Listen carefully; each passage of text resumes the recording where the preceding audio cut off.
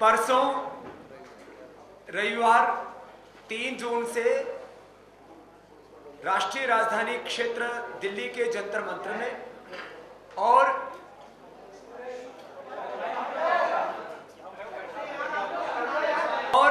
दिल्ली के साथ साथ सभी स्टेट के कैपिटल्स में 28 स्थानों पर लाखों लोग एक साथ इस आंदोलन में सम्मिलित होंगे। आंदोलन के राष्ट्रीय आंदोलन का मुख्य केंद्र दिल्ली का जंतर मंतर होगा और प्रत्येक स्टेट की कैपिटल में, राजधानी में, और जैसे ही 3 जून की शाम को इस ऐतिहासिक आंदोलन का समापन होगा तो लगभग 6 बजे से देश के सभी लगभग 650 जिलों में लोग मशाल जुलूस निकाल करके, रैली निकाल करके अपने अपने ढंग से 6 बजे से लेकर के 7-8 बजे तक पूरे देश भर में इस आंदोलन के साथ करोड़ों लोग एक साथ खड़े होने वाले हैं।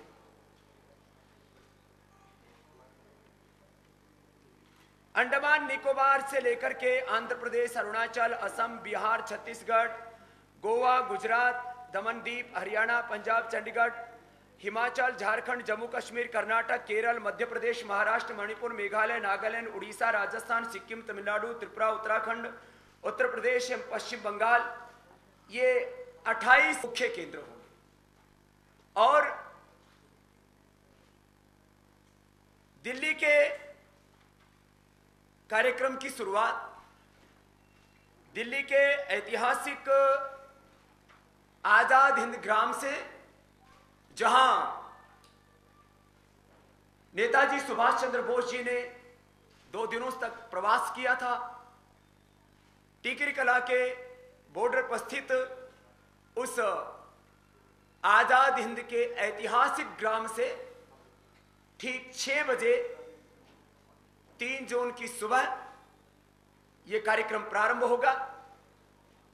हमारे श्रद्धेय गुरुदेव आचार्य श्री बलदेव जी महाराज और पूज्य गुरुदेव आचार्य श्री पद्म जी, श्रद्धेय आचार्य श्री बालकृष्ण जी वहां पर उपस्थित रहेंगे और हजारों वो देशभक्त कार्यकर्ता जो इस देश को बचाने के लिए, भ्रष्टाचार को मिटाने के लिए और करीब 400 लाख करोड़ रुपए का एक काला धन देश को दिलाने के लिए वहां से प्रस्थान करेंगे और करीब 8 बजे हम राजघाट पहुंचेंगे और राजघाट के बाद लगभग 10 बजे जंतर मंतर पहुंचेंगे। जंतर मंतर पर आदरणीय अन्ना हजारे साहब उपस्थित रहेंगे और देश के सभी वो लोग जो काला धन इस देश को दिलाना चाहते हैं, भ्रष्टाचार को मिटाने के लिए इस संघर्ष में अपना समर्थन देना चाहते हैं, वो सब उसमें उपस्थित रहेंगे। हिंदू, मुसलमान, सिख, ईसाई, सब जाति, सब वर्ग, सब मजहब के लोग उपस्थित रहेंगे, क्योंकि मुद्दा काले धन का है, मुद्दा भ्रष्टाचार को मिटाने का, इन भ्रष्ट व्यवस्थाओं को मिटाने का है और इस देश को बचाने का है।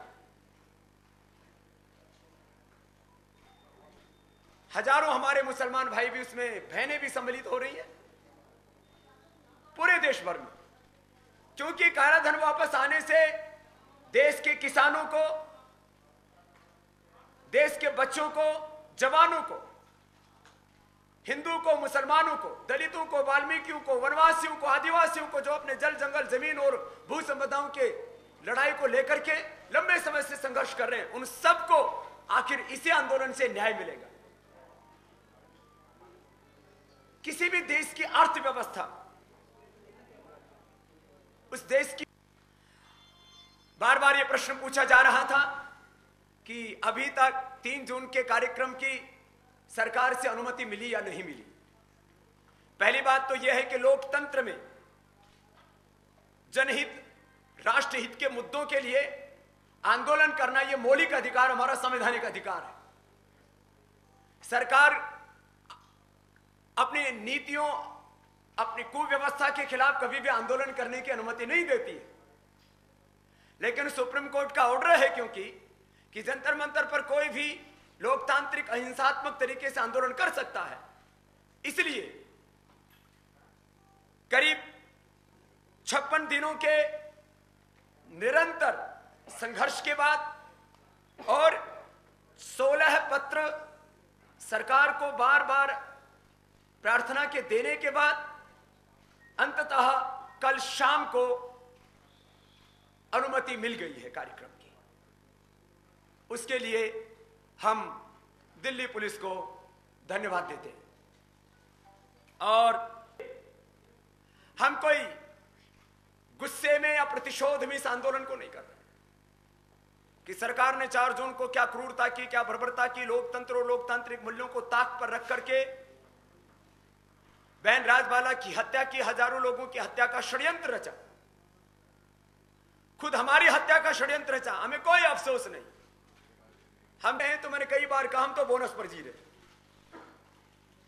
क्योंकि 4 सबसे बड़े हेतु मैं प्रस्तुत करता। अचानक 4 जून की रात बाबा रामदेव को आतंकवादियों से खतरा हो जाता है और वो ईमेल पूरी मीडिया को भेजा जाता है कि बाबा जी को आतंकवादी मार सकते हैं। दूसरी बात, हमारे यहां पर हमारे मुस्लिम नेता हमारे इजाज अहमद साहब बैठे और सुप्रीम कोर्ट में एक हलफनामा दायर करके केंद्र सरकार ये कहती है, इससे शर्मनाक बात कुछ नहीं हो सकती है कि रामलीला मैदान के चारों ओर एंटी नेशनल एलिमेंट रहते हैं और वो बाबा रामदेव को मरवा सकते हैं। तो बाबा की हत्या करा के मुसलमानों के नाम लगा दो, हिंदू मुस्लिम दंगा भड़का दो, काला धन का मुद्दा, भ्रष्टाचार का मुद्दा, व्यवस्था परिवर्तन का मुद्दा अपने आप दब जाएगा, दफन हो जाएगा। रात को 12 बजे, ये काम तो दिन में भी कर सकते थे, काम किया। 2 बजे तक सारी पुलिस बाहर निकाल दी, बाबा को ढूंढने लगी। जब नहीं मिला तो 4 बार आग लगाई, लाक्षागृह बना दिया, कोई बात नहीं, कर दिया काम कि बोलो हो गया होगा बाबा का राग। लेकिन बाबा नहीं मरा, फिर इनको तकलीफ है। और जो मीडिया में एक पार्टी के द्वारा बार बार यह प्रचारित किया गया कि बाबा गिरफ्तारी से डर के भाग गए, मीडिया के सब बंधु यहां पर हैं और रिकॉर्डिंग है हमारी। 7 बार कम से कम हमने कहा, भाई गिरफ्तारी करनी है, गिरफ्तारी करो। इस तरह से यह क्रूरता और बर्बरता ठीक नहीं है। हमने करीब 7 बार गिरफ्तारी के लिए आह्वान किया, ऑन रिकॉर्ड मेरा है, लेकिन उनको गिरफ्तारी तो करनी नहीं की। रात के अंधेरे में बाबा को मिटा करके कि बाबा के लोगों ने मार दिया, जैसे बहन राजबाला को मारा, हमको तो पता नहीं किसने मारा। तो हमने कहा, भाई गोली मारनी है तो सीने पर मारो ना, और इन भ्रष्ट बेईमान गद्दारों के हाथों मरना है बहादुरी का काम नहीं था। इसलिए हमने मुद्दे को जिंदा रखा और अब इस लड़ाई को इसके मुकाम तक पहुंचाने के लिए कि काला धन मिटना चाहिए, भ्रष्टाचार मिटना चाहिए और भ्रष्ट व्यवस्था बदलनी चाहिए, और बदलेगी, हम बदलेंगे, इसलिए इस लड़ाई को लड़ रहे हैं। अब एक बात यह कि अब 3 जून से पहले सरकार के घड़े घड़ाए 3 आरोप हैं जो लोहिया जी से लेकर के आदरणीय जयप्रकाश जी से लेकर के सबके ऊपर लगाते हैं कि बाबा रामदेव जी जैसे, अन्ना हजारे साहब जैसे लोग इस देश में अराजकता, हिंसा और अशांति फैलाना चाहते हैं। ये लोकतंत्र और लोकतांत्रिक संस्थाओं को कमजोर कर रहे हैं और ये सरकार से भी अपने आप को ऊपर मानते हैं। मैं तीनों बातों का जवाब आज इसलिए भी देना चाहता हूं कि कल को ये फिर मिथ्या प्रचार ना करे षड्यंत्र के तहत। पहली बात, लोकतंत्र में जनता सबसे ऊपर है और जनता जब मांग कर रही है कि काला धन देश को दिलाओ, जनता जब मांग कर रही है कि भ्रष्टाचार को मिटाओ, देश को बचाओ, इस भ्रष्ट व्यवस्था को बदलो, तो जनता की आवाज सर्वोपरि रहेगी और उसी जनता की पीड़ा को हम स्वर दे रहे हैं। इसलिए जनता सर्वोपरि है। दूसरी बात, हमने बार बार आह्वान किया है, हमला चाहे जैसा होगा, हाथ हमारा नहीं उठेगा। लिखित में हमने अपने सारे संगठन को और जितने भी देशभक्त आंदोलन करने वाले कार्यकर्ता इसमें जुड़े हुए सब भाई बहनों को निर्देश दिया है, हमला चाहे जैसा होगा, हाथ हमारा नहीं उठेगा। दूसरी बात हमने कही है, राज्यों की राजधानी में और राष्ट्र की राजधानी दिल्ली में अब कितने लोग आएंगे, इसका हमको तो नहीं पता कि कितने लोग इस आंदोलन के प्रति प्रेम रखते हैं। ये तो सरकार इसका मूल्यांकन करे कि उसकी नीतियों और नियत से कितने लोग त्रस्त हैं, दुखी हैं, और ये बैठे दिल्ली में मस्त हैं। तो हमने अपने कार्यकर्ताओं को कहा है कि जहां पुलिस रोके वहां रुक जाओ, जहां गिरफ्तारी करने के लिए पुलिस आए, जहां रोके वहां रुको, जहां गिरफ्तार करे पुलिस वहां गिरफ्तारी दो। जंतर मंतर यद्यपि लोगों का लक्ष्य रहेगा, अब उसमें कितने लोग आएंगे, क्योंकि यह भी प्रश्न उठने वाला है कि सरकार ने कहा कि अब लगभग 5,000, फिर आपस में बातचीत में कहा 8-10 हजार भी लोग आ सकते हैं। अब 8-10 हजार आएंगे, कितने आएंगे, हम अपने साथ में जो इन्होंने लिखा है, क्योंकि ये कानून में फंसाते हैं, जितना इन्होंने लिखा है 5,000, उससे हम अपने साथ कम लेकर के आएंगे। हम 3,000-4,000 से ज्यादा लोगों को अपने साथ लेकर के नहीं आएंगे। बाकी लोग कितने आएंगे इसके बारे में सरकार जाने, क्योंकि लोग उनकी नीतियों से, उनकी नीयत से दुखी, उसकी असंवेदनशीलता से दुखी। तो अब ये जो लड़ाई है 3 जून को, ये राष्ट्रव्यापी लड़ाई होगी। लेकिन हम पर आरोप ना लगाएं कि हम अराजकता, अशांति फैलाना चाहते हैं, हम हिंसा भड़काना चाहते हैं देश में। नहीं, एक खास बात, लोकतंत्र और लोकतांत्रिक संस्थाओं को हम कमजोर नहीं कर रहे। लोकतंत्र के सर्वोच्च पद पर बैठे आदरणीय प्रधानमंत्री जी जब अपने अधीन मंत्रालय और अपने कैबिनेट के मिनिस्टरों की जिम्मेदारी नहीं ले सकते, तो लोकतंत्र को कमजोर कौन कर रहा है? लोकतंत्र तो कमजोर हमारे प्रधानमंत्री जी कर रहे हैं। वो कहते हैं मैं व्यक्तिगत रूप से ईमानदार हूं। आदरणीय प्रधानमंत्री जी, हम आपकी बहुत इज्जत करते हैं और आपकी व्यक्तिगत ईमानदारी के ऊपर हमने कभी कोई प्रश्न चिन्ह भी नहीं लगाया। आप व्यक्तिगत रूप से ईमानदार हो सकते हैं, लेकिन आपकी राजनीतिक ईमानदारी संदेहास्पद है। वो इसलिए कि प्रधानमंत्री का पद व्यक्तिगत नहीं है, वो संवैधानिक पद है, और उस संवैधानिक पद पर बैठे आपकी जिम्मेदारी है कि आपके मंत्रिमंडल का कोई व्यक्ति घोटाला करता है तो आप उसकी जिम्मेदारी से नहीं बच सकते। इस देश के रुपए का अवमूल्यन होता है, इस देश में डेफिसिट बढ़ता है, इस देश में इन्फ्लेशन, महंगाई बढ़ती है, उसकी जिम्मेदारी लेने से आप नहीं बच सकते।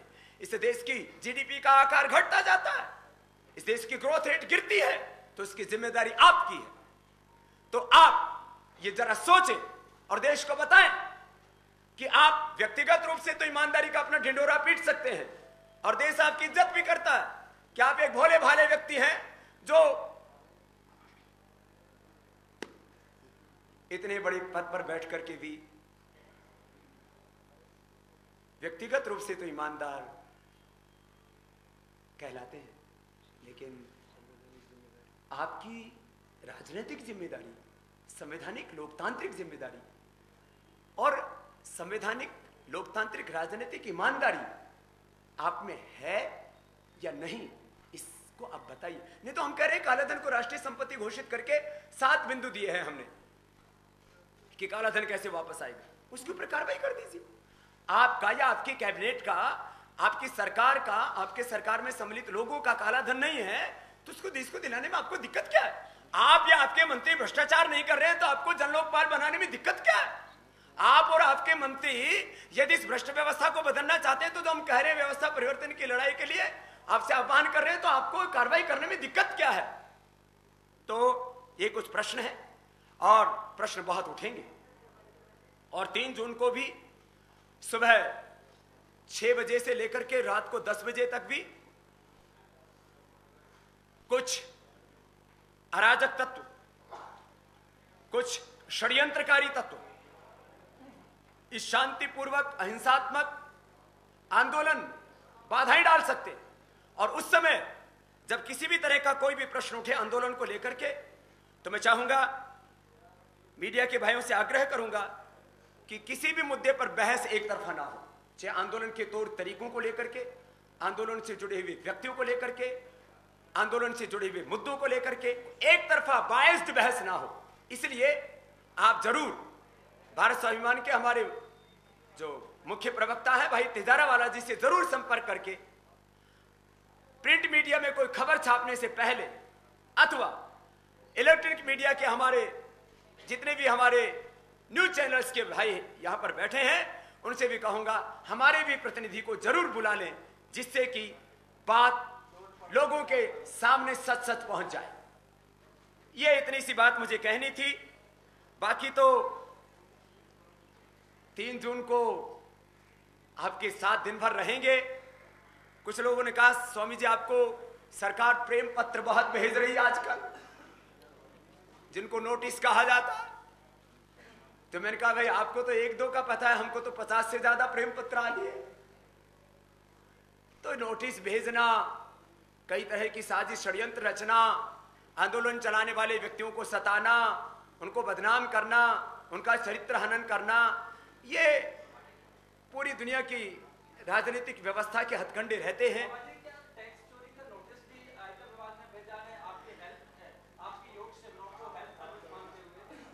देखो मेरे भाई, बाबा 20 साल से सार्वजनिक सेवा में है, 19 साल से करीब हमारा ट्रस्ट भी चल रहा है। 20 साल तक बाबा ईमानदार था। 4 जून के बाद बाबा बेईमान हो गया। 4 जून से पहले तक 4-4 कैबिनेट मिनिस्टर नहीं, 25-30 मुख्यमंत्री, 3-3 प्रधानमंत्री, 3-3 राष्ट्रपति, सब बाबा का सम्मान करते थे। बाबा इस देश के एक सम्मानित नागरिक थे, भगवान जैसे लगते थे। लेकिन आज बाबा शैतान जैसे लगते हैं। उनके हर काम में उनको गुनाह नजर आता है। योग, आयुर्वेद और स्वदेशी का ये ऋषि कर्म है जिसको हमने आगे बढ़ाया।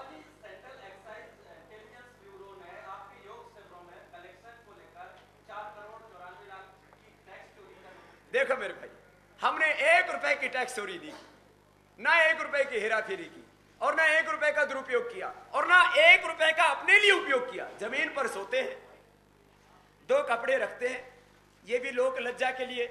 अभी वैसे गर्मी बहुत हो रही है तो इसको भी थोड़ा उतार सकते हैं। तो अब भाई, अब जमीन पर भी सोने के लिए जगह नहीं देंगे तो और कहीं होगी तो वहां जाकर के सो लेंगे। हम अपना काम प्रामाणिकता से पहले भी कर रहे थे, आज भी कर रहे हैं। ये हमें नोटिस दे देते हैं, बस हमारे वकीलों का खर्चा थोड़ा बढ़ गया है। तो इनके सब प्रश्नों के जवाब दे रहे हैं हम। इनके जो भी ये नोटिस भेज रहे हैं, ये किसी भी स्तर पर जो है ना हमें दबा सकते, ना हमें कुचल सकते, ना हमें मिटा सकते, और ना हमें गलत ठहरा सकते। इसलिए पहले भी इन्होंने एक भेजा था, पता नहीं कितना, 50 करोड़ रुपए का कितना का नोटिस भेजा था, 84 करोड़ का। मेरे को एक सरकार के ही बहुत विश्वस्त व्यक्ति ने कहा, बोला बाबा जी आपको 400 करोड़ रुपए तक के नोटिस आने वाले हैं। आप 400 लाख रुपए की बात कर रहे हो ना, तो आपके ऊपर भी 400 करोड़ रुपए की देनदारी दिखाएंगे। तो ये तो हमें पहले से ही पता है। लेकिन हमने 1 रुपए की ना चोरी की, ना 1 रुपए की हेराफेरी की, ना 1 रुपए का भ्रष्टाचार किया, ना 1 रुपए का अपने लिए उपयोग किया। जो देश के लोगों ने हमें श्रद्धा से दिया, ये तो हमारी क्रेडिबिलिटी, हमारा विश्वास है कि लोग हमें दान देते हैं। और हमने उस दान से योग, आयुर्वेद और भारतीय संस्कृति का केवल देश ही नहीं, दुनिया के 200 से ज्यादा देशों में ऐसा झंडा गाड़ा है जिसको कोई उखाड़ नहीं सकता। और इन सरकारों ने जो काम नहीं करके दिखाया, वो एक फकीर ने काम किया, देश के लोगों के श्रद्धा, आस्था और विश्वास के बल पर, उनके दान के बल।